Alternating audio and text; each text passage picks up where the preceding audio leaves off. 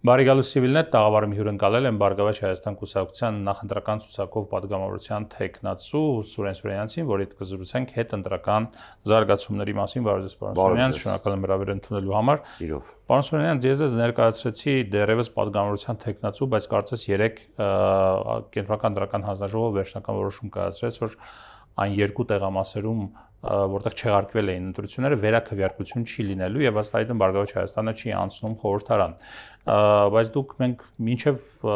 հարցազրույցը զրուցեցինք նրա մասին, որ process-ն ավարտված չէ, դուք ասում եք, հա, ինչի նկատի ունեք ասելով process-ն ավարտված չէ։ Տեսեք, հիմա իրավակ բանների խումբը քննարկում է բողոքարկելու տարբերակները, ընդ որում կարող ենք դիմել սկզբում վարչական դատարան, հետո սահմանադրական դատարան կամ միանգամից սահմանադրական դատարան, բայց սա իրավաբանական խնդիր է։ Ամենայն դեպս վիճարկման փուլ ենք մտնելու դատական։ Այդ կոնկրետ երկու տեղամասերի վերաբերյալ կհրի որոշում։ Վախենամ, որ միայն երկու տեղամասերի հարցը անդառնալիորեն է ժամկետը անցած է եւ խնդիր է գալու ամբողջ ընտրական գործընթացը անվավեր ճանաչելու մասին։ Ինչպիսի լուծում կգտնեն իրավաբանները, չգիտեմ։ Այդ 3 տեղամասերում վերաքվեարկության պահանջը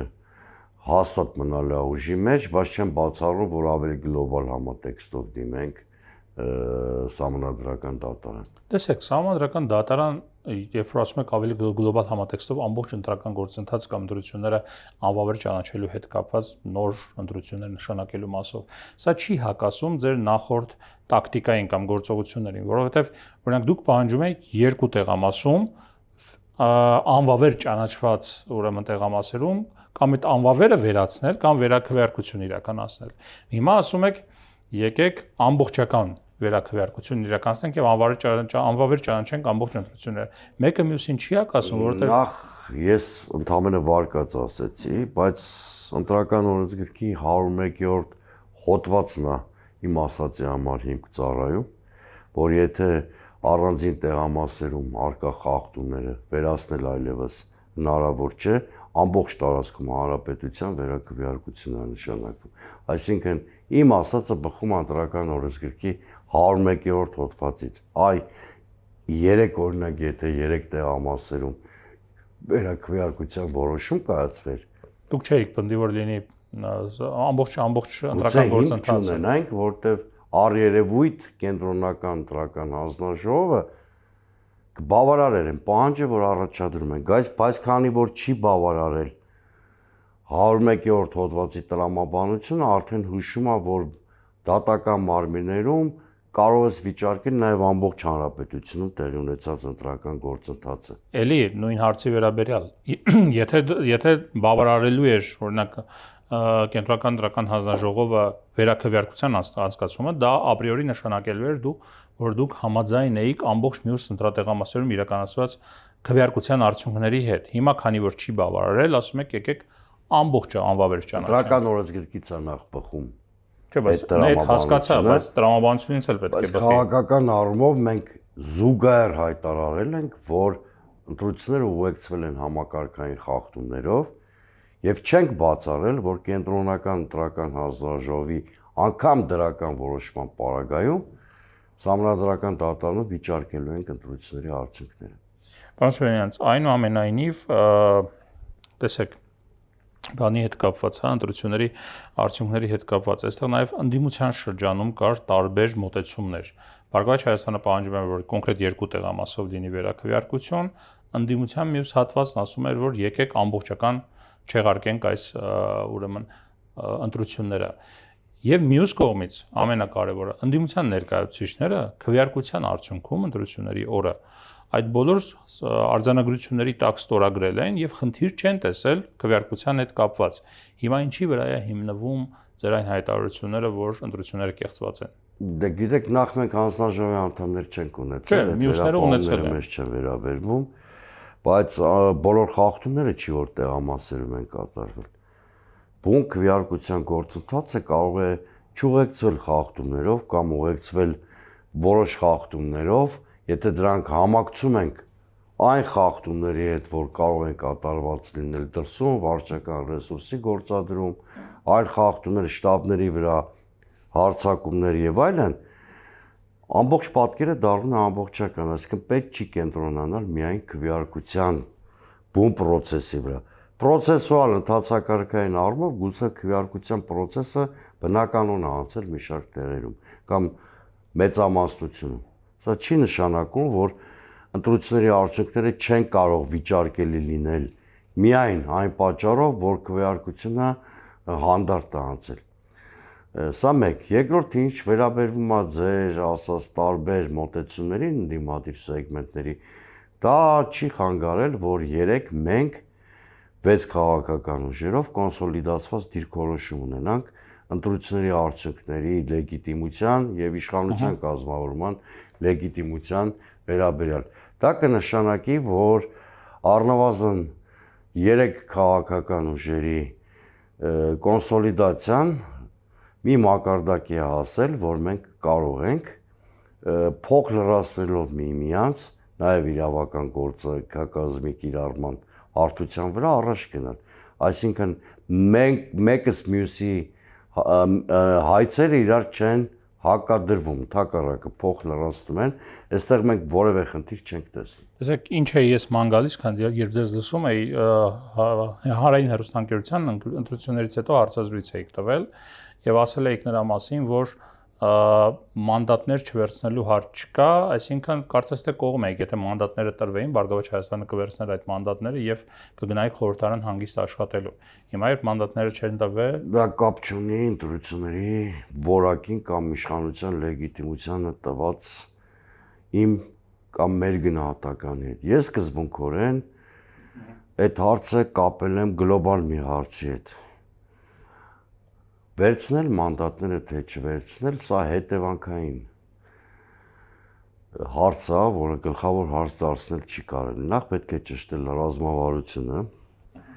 ինչպես է հասնում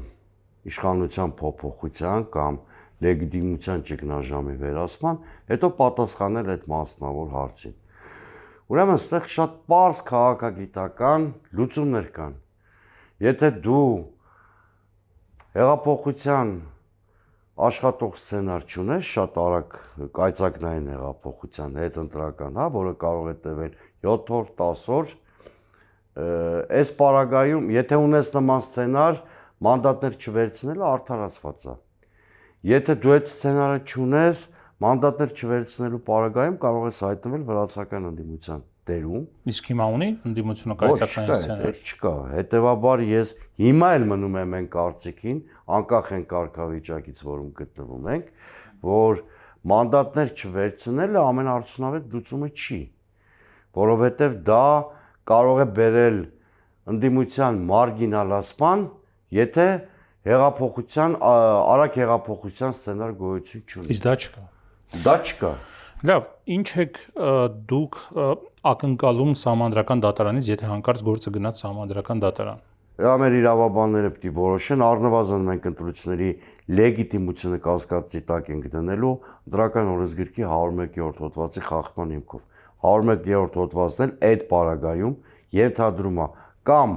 մասնակի այդ 3 տեղամասերում վերաքվեարկության իրավունքի վերականգնում կամ ամբողջ հանրապետությունում, քանի որ կարող է ՍԴ-ն համարել, որ այլևս անդառնալիորեն այդ վերաքվեարկության ժամկետները անցած են եւ որոշի ամբողջ հանրապետությունում, ինչպես պահանջում են Ընտրական օրենսգրքի 101-րդ հոդվածը, նշանակել նոր վերաքվեարկում։ Պատկերացնենք, որ ՍԴ-ն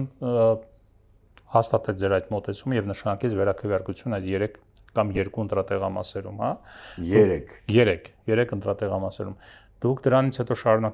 շարունակելու եք պնդել, որ ընտրությունները կեղծված էին։ Այո։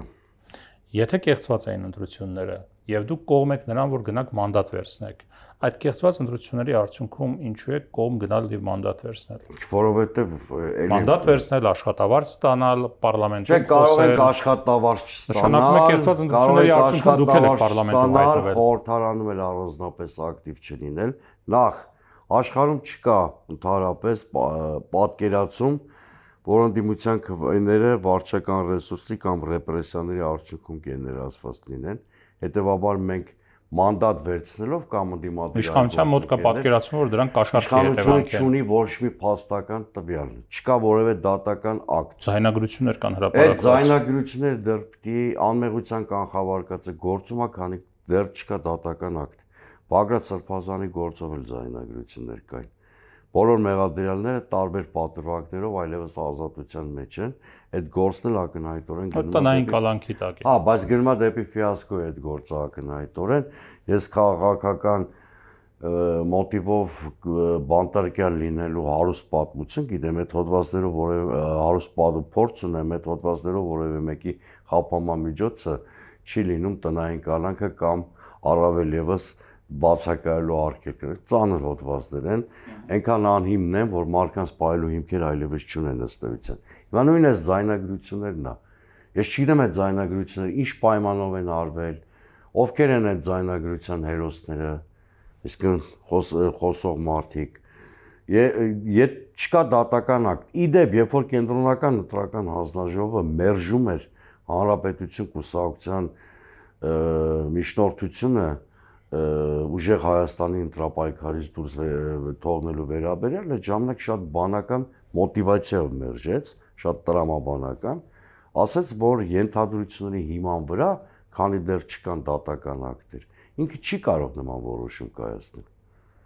Հիմա իշխանությունը այս խոսույթը զարգացնում է ընտրակաշառքով ձայներ գեներացնելու, որ իր ակնհայտ հանցագործությունը, օրինակ երեկվա ԿՀ որոշումը ինչ-որ կերպ արդարացնի կամ փորձի հավասարության նշան դնել, բայց իշխանությունը չի էլ հասկանում, որ իր այս գործելակերպով հենց ինքն է ազգային ժողովի լեգիտիմությունը ամբողջովին կասկածի։ Գնացիք ազգային ներողություն, Սահմանադրական դատարանը, ինչպես ընդդիմությունն է ասում, ամբողջությամբ ենթարկված է իշխանությանը եւ այլ ընդդիմության կարծիքով, բայց այնուամենայնիվ դիմում է այն Սահմանադրական դատարանը, որը կաշկանդված է ըստ ընդդիմության եւ Սահմանադրական դատարանը ենթադրենք կայացրեց այնպիսի որոշում, որը չբավարարեց ընդդիմությանը։ Ձեր գործողությունները։ Գիտեք, այդ բաները իրավական եւ քաղաքական քայլերը պետք է լինի համակցված եւ զուգահեռ։ Իսկ հիմա ընդդիմությունը խնդիր ունի նաեւ քաղաքական առումով ճանապարհային քարտեզ ունենալու, ոնց է այս լեգիտիմության ճգնաժամը հաղթահարում կամ հասնում այս իշխանության հեռացմանը։ Եթե միայն քաղաքական գործիքակազմը օգտագործենք առանց իրավական քայլերի կամ առավել եւս միայն իրավական գործիքակազմով առաջնորդվենք քաղաքական տրամաբանությունը թողնելով մի կողմ, ոչինչ չի ստացվելու։ Ես տեսնում եմ, որ առաջիկա 1-1.5 տարում, եթե 3 հարթության վրա արդյունավետ եւ նպատակային գործունեություն ծավալվի, առաջինը քաղաքական հարթություն, ճանապարհային քարտեզ, ինչպես հասնել իշխանության փոփոխություն, երկրորդ հարթությունը իրավական գործիքակազմի կիրառումն է եւ վերջապես եթե որոշում են մանդատները վերցնել, նաեւ խորհրդանական ռեսուրսը օգտագործել, ես տեսնում եմ, որ այս 3 կոմպոնենտի միքսը կամ արդյունավետ համադրումը 1 տարում, տարուկեսում կարող է բերել երկրում մի իրավիճակի, որ հասնենք իշխանափոխության։ Պարոն Սոնյանց, Արագ զարգացումներ չեն լինելու։ Տեսեք, այնուամենայնիվ հետաքրքիր է։ Ընդդիմությունը, եթե հավաքական ըստ պաշտոնական տվյալների վերցնենք, 330,000 մոտավորապես ստացել է ուժեղ Հայաստան կուսակցությունը ձայն, ուրեմն 58,000 ավելի քան 58,000 ստացել է Բարգավաճ Հայաստան կուսակցությունը, 145,000 մոտավորապես Հայաստան դաշինքը եւ 30 քանի հազար, եթե իրեն էլ գումարենք այս ընդդիմությանը, հա, ստացել է մոտավորապես միասնության թվերը 550,000 մոտավորապես ձայն է ստացել ընդդիմությունը։ Այդ ձայների ստացած ձայների մեծությունը քիչ չի, բավական շատ է, կես միլիոնից ավել ձայն է ստացել։ Այդ ձայների պայմաններում ինչու ընդդիմության մոտ ձեր կարծիքով չկա այդ կայծակնային հեղափոխության սցենարը եւ չկա, օրինակ մենք չենք տեսնում դրսում գոնե, չգիտեմ, 2000, 3000, 10000, լավ, 10000 հոգանոց ցույց։ 2008 թվականին մենք տեսանք հակառակը, եղավ նախագահական ընտրություններ Լևոն Տեր-Պետրոսյանի ժամանակի նկատի ունեմ, հա, երբ որ առաջադրված էր հաջորդ օրվանից սկսեցին բազմահազարանոց ցույցեր եւ պերմանենտ ցույցեր։ Հիմա դա գոյություն չունի, որն է պատճառը։ Գիտեք, նախ ընդդիմությունների կառուցվածքն է տարբեր լինում։ այսօր մագիստրալ ընդդիմադիր ուժերի կառուցվածքը այսպես կոչված էլիտար է, բացասական իմաստով։ Փողոցային քաղաքական պայքարին սովոր չեն։ Քաղաքական պայքարին սովոր չեն, դրանք այդ տիպի ընդդիմություն է իր բնույթով, այսինքն ինքը ոչ հեղափոխական բնույթի ընդդիմություն է։ Այդպիսին է թե երկրորդ նախագահը, եթե դաշնակցության կոմպոնենտը մի կողմ թողենք, հա, դե առավել եւս խոշոր կապիտալի ներկայացուցիչները, որոնք որպես կանոն գիտեք, ցնցումների սիրահար չեն։ Իրենց բայց մտնում են քաղաքականության մեջ։ Կապ չունի դա, փոփոխությունները կարող են լինել քաղաքականության մեջ նաև առանց ցնցումների։ Եվ երկրորդը մի մոռացեք հասարակության բևեռացվածության հանգամանքը։ Ձեր ասած 2008 թվին ավելին, եթե բևեռացված է, մի բևեռը պետք է դուրս գա եւ բողոքի ընտրությունների բևեռացված հասարակության պայմաններում կարող են դուրս գալ, բայց դա կարող է բերել բախումների։ Հիմա պետք է հաշվարկել, օրինակ բախումների սցենարը ինչքանով է նպաստելու մեր խնդիրների լուծմանը։ Այստեղ վախենալ, չվախենալու հարցը չի, պատասխանատվության խնդիրն է։ Այսինքն դուք կարծում եք Տեսեք 2008-ին հասարակության մեծամասնությունը կոնսոլիդացված էր արդարության գաղափարի շուրջ, մի հատ փոքր էլիտա էր մնացել, փոքր հասարակական շերտերով։ Հիմա հասարակությունը հավասարապես կիսված է, բևեռացված է։ Այնպես չի, որ իշխանությունը ընդհանրապես սոցիալական բազա չունի, ավելին մեր մասնագիտական հաշվարկներով յուրաքանչյուր տեղամասում իշխանությունը 30-35% էլեկտորալ բազա է։ Շատ լավ։ Ամեն դեպքում դուք կարծում եք, որ ընդդիմությունը հիմա ունի բավարար սոցիալական բազա ցույցեր իրականացնելու, միտինգներ իրականացնելու, բայց պատասխանատվություն թույլ չի տալիս դա անել։ Այդ կա եւ երկրորդը բևեռացվածության պայմաններում դուք մի ենթադրեք, որ դա բերելու է հեղափոխական զարգացումներ, ավելի շուտ բերելու է բախումների։ Սա երկու։ Երրորդը այդ էլեկտորալ շերտերը պետքա ես օրինակ մասնակի ուսումնասիրություն արել եմ, այն սոցիալական շերտերը, որը մենք զայն են տվել, իրենց բնույթով հեղափոխական շերտեր չեն։ Իրանք հստակ փոփոխությունների պահանջ դնում են, բայց փոփոխությունների ճանապարհը պատկերացնեն ավելի Ինչպես է վերաբերում այդ համատեքստում Նիկոլ Փաշինյանի եւ թիմակիցների հայտարարություններին այն մասին, որ դրանք հիմնականում կաշառքով ստացած ձայներ են եւ դրա համար էլ կոպիտ ասած այն հայտարարությունները, որ այս ընդդիմությունը հնարավոր չի կարող որևէ քաղաքական հետընտրական գործընթաց գեներացնել, հենց դրա մասին է։ Եկեք շատ բարձ մի քաղաքագիտական աքսիոմատիկ ճշմարտությամբ իրանց ասածը հերքեմ։ Խնդրեմ։ Իշխանությունը էլեկտորալ շատ մեծ բազա ունի գյուղերում կամ գյուղաբնակ համայնքներում կամ շատ փոքր քաղաքներում։ Այդտեղ ինքը մոտ 60% ձայն է ստացել, միջինից շատ ավելի բարձր։ Ամենայն հարգանքով գյուղերի մեր հասարակության հանդեպ ես ինքս գյուղից եմ արմատով գյուղերում մեծագրագիտության աստիճանը բավականին ցածր է եւ քաղաքական ներառականության մակարդակը բավականին ցածր է եւ այնտեղ հնարավոր խորտ մեթոդերով մարդկանց մանիպուլացնելով ձայներ ստանալ։ Ընդդիմության հիմնական տրազանգվածը մարզային խոշոր քաղաքներում ու Երևանում են։ Դրանք ավելի քաղաքականապես ակտիվ են, ենթադրաբար իրենք հիմա պետք է լինեին փողոցներում։ Այո, եւ որոնց դժվար է մեծագրագիտության ավելի բարձր մակարդակի պայմաններում ընտրակաշառքով գայթակղելը։ Իշխանության այս փաստարկը շատ թույլ է։ Ցավոք սրտի մեծագրագիտության առումով խոցելի խմբերն են ավելի մեծ գայթակղության դրվում ընտրակաշառք վերցնել կամ խորտ ազդեցություններով կապված թե սոցիալական նաև սոցիալական, բայց գյուղերում սոցիալական վիճակը շատ ավելի ծանր է գյուղաբնակ վայրերում։ Քաղաքում շատ ավելի մեծ հնարավորություններ կա այդ առումով, սա մեկ։ Երկրորդ էլի եմ կրկնում, քաղաքական ուժերի ծագումնաբանությունը այստեղ շատ կարևոր դեր ունի։ Մենք չենք կարող ոչ հեղափոխական ոչ արմատական վարկագծի կրող քաղաքական ուժերից պահանջել հեղափոխական լուծումներ։ Այդ հարցից որպես անհատ կարող եք տալ, եթե ես լինեի։ Ես հենց դա էի ուզում ասել, դուք առնվազն ընդդիմադիր քաղաքական պայքարի բավական մեծ։ Ես կարող եմ դրան գնալ, բայց հարգում եմ նաև այսօրվա ընդդիմության լիդերների մոտեցումները, որոնք փոփոխությունների ավելի շատ էվոլյուցիոն տարբերակի կողմնակիցներ են։ Այո, կա արմատական հրապարակային խոսույթ, կա իշխանության ապօրինությունները բողոքարկելու կամք եւ վճռականություն, բայց մարդիկ եթե խոսափում են հեղափոխական լուծումներից, կարծում եմ դրա համար պետք չի մարդկանց մեղադրել, որտեղ նրանք այլ ճանապարհ են տեսնում։ Ընդդիմության այն խոսույթը հետընտրական եւ նախընտրական շրջանում հիմնական մեյնսթրիմային խոսույթն այն էր, որ ժողովուրդ մենք պետք է հաղթենք այս ընտրություններում, որպեսզի թույլ չտանք Հայաստանի այսպես ասած ադրբեջանացում, 300,000 ադրբեջանցիներ գան Հայաստան եւ այլը։ Հիմա խոսում են նրա մասին, որ այ բավական ձայն ենք ստացել, կարող են գնալ ազգային ժողովում աշխատել եւ օրինակ թույլ չտանք, չգիտեմ, նոր սահմանադրության ընդունում։ Երկուսն էլ շատ կարեւոր է։ Իսկ այստեղ էլի մեծ հակասություն չեմ տեսնում։ Հունիսի 7-ի քվեարկությունը 300,000 ադրբեջանցիները Հունիսի 7-ի քվեարկություն ունենալու է։ Հունիսի 7-ի քվեարկություն ունենալու է հետևանք։ Այնուամենայնիվ այս իշխանության վերարտադրությունը ադրբեջանիզացիայի որոշակի վտանգ ստեղծում է, եւ այդ լինելու է այդ վտանգի առարկայական դրսևորումներ մենք տեսնելու ենք։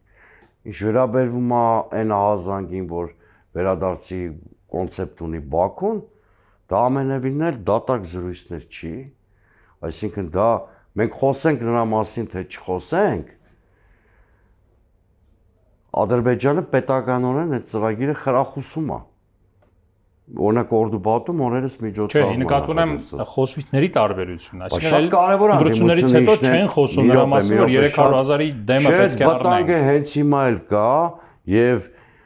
գիտեք պարլամենտի կոնֆիգուրացիան այդ առումով շատ կարևոր էր։ Եթե 3/5-րդ չէր ունենում իշխանությունը, նաեւ արտաքին պարտադրանքին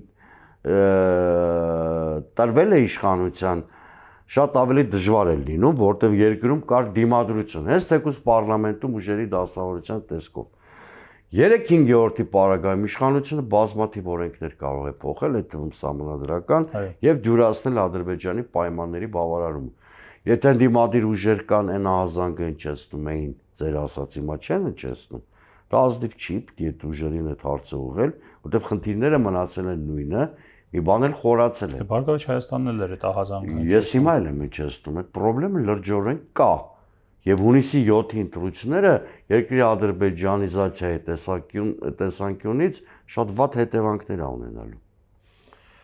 Եվ այդ վերադարձի կոնցեպտն էլ այնպես չի, որ միայն ֆիզիկապես 300,000 ադրբեջանցու վերադարձի հարցը, նախ այդ թվի վրա պետք չի իհարկե ֆիքսվել։ Դա ընդդիմություններ ֆիքսվեց, ես չեմ ասել, կարող դա 30,000 լինի, 10,000 լինի, խնդիրը թվի մեջ չի։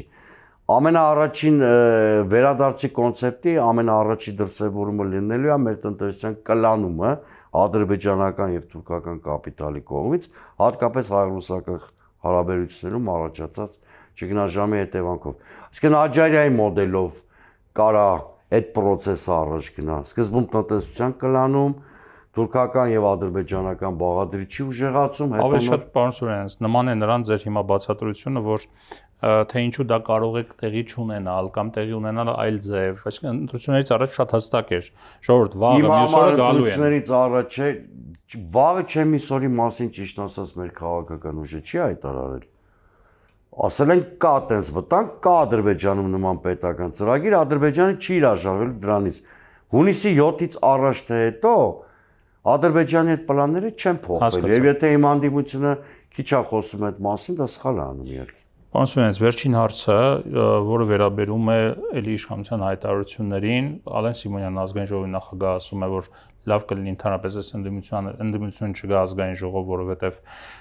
գալու են ինչ անեն։ Ես ուղիղ չեմ մեջբերում իր խոսքերը, բայց մոտավորապես դա էր վերջին գրառման իմաստը Նիկոլ Փաշինյանը, վարչապետ Նիկոլ Փաշինյանը հայտարարում է նրա մասին, որ առաջիկա օրակարգը լինելու է, ցիտում եմ իրեն, եռագլուխ պատերազմի կուսակցության ունեզրկումը։ Ինչ եք հասկանում այս հայտարարությունների տակ։ Նախ ակնհայտորեն 3 կենտրոնական ընտրական հանձնաժողովի անդամները գործել են հանցագործություն, որի համար վաղ թե ուշ պատասխան են տալու։ Այդ կենտրոնական ընտրական հանձնաժողովը վերաքվեարկություն չնշանակել է նկատի ունեք։ Այո։ Դա ուղիղ օրենսդրության պահանջի խախտում է եւ իրենք քրեական հանցագործություն են կատարել անկախ են հանգամանքից։ Ես էլ այդտեղ շատ մտերիմ մարդիկ ունեմ գործող ԿԸ-ում։ ժամանակին շատ Բայց սպասեք դատարանի որոշում լինի, ուրեմն իրենք գործել են հանցագործություն եւ ուզում եմ իրանք իմանան, որ որևէ ձևով 6 ամիս կանցնի, մի ամիս կանցնի, մի տարի կանցնի, սա չի մոռացվելու։ Երկրորդը, ձեր հարցին գամ։ Սա անհարգալից վերաբերմունք է Ալեն Սիմոնյանի եւ Նիկոլ Փաշինյանի հայտարարությունները, նոր դուք հաշվեցիք առավել քան 5 միլիոն ընտրողների նկատմամբ, որովհետեւ ինչքան այդ պիտակավորումները վերջով վերագրելի են նաեւ այդ ինչա նշանակում ընտրակաշառքի գարշահոտությունը կգա ազգային ժողովի։ Տեղով գարշահոտություն է երկրի համար եւ դա իմ մասնավոր կարծիքը միայն չի։ Ինչի ձեր կարծիքով այդ հայտարարությունը ինչի մասին է, որ ունեզրկելու են։ Արժանավատ տեղեկություններ ունենք, նաև իշխանության արտահոսքերի շնորհիվ, որ մինչև այս ամսվա վերջ իշխանությունը պլանավորել է ընդդիմության 3 լիդերների ազատազրկումը կամ նրանց ազատությունից զրկելը տարբեր պատրվակներով։ Սամվել Կարապետյանը գտնվում է տնային կալանքի տակ։ տակ։ Դե ինֆորմացիա ունենք, որ ռեալ կալանքի մասին է խոսքը, բոլորի եւ Գագիկ Ծառուկյանի եւ Ռոբերտ Քոչարյանի։ Եվ սա իրանք գրեթե բաց տեքստով ասում են, բայց նաեւ նման տեղեկատվություն մենք ունենք, որ այդ հայտարարություններին Նիկոլ Փաշինյանի, ինչպես ինքը կանխորոշեց ընտրությունների գիշերը ԿՀ-ի ճիշտ թվեր նկարելը, Դե եթե նկարել, կասեր 55 նկարեն, ոչ թե 49։ Դեպի կարողանար մարսելու չափ կա։ Չնայած այս առածնել դժվար թե մարսել, այնպես էլ ինքը արդեն